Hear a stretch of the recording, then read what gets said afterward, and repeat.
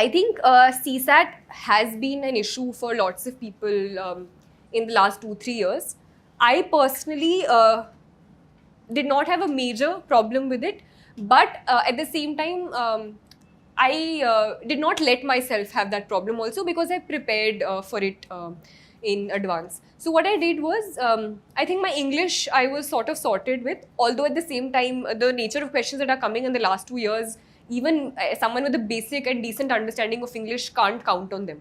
So with regard to English, even if I had gone through I'd given 3 minutes or 4 minutes to a question where I'd read the passage, I'd gone through the options, and I wasn't sure of it. If I thought कि अच्छा 2 options में बहुत confusion है, I didn't make the mistake of choosing anything. Even if I'd gone through those 4 minutes, because attempts is very important and negative marking brings a lot of people down in CSAT. तो अगर मैं पढ़ भी लेती थी and I thought कि no, I'm not sure about this, there's too much confusion, I would leave it and go to the next question. So with regard to English, that was my strategy. But so most of what I attempted in English turned out to be right later on. With regard to math, what I did was, I thought it was my weak point. Towards the end, I was more comfortable with it. I used to just go through videos available online. I didn't take any coaching for CSAT specifically. Because the number system is a very important topic. So I used to go through previous year question paper solution videos online. So I used to just put it on.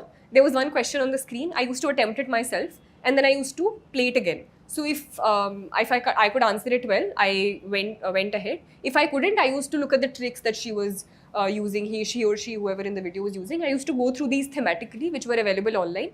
And then later on, based on, at the end, I had like 3-4 pages worth of formulas, which I then revised at the end. So it held me in good stead. I got, at the 2 times I attempted prelims, I got 100 plus both times. So I think that was not an issue for me.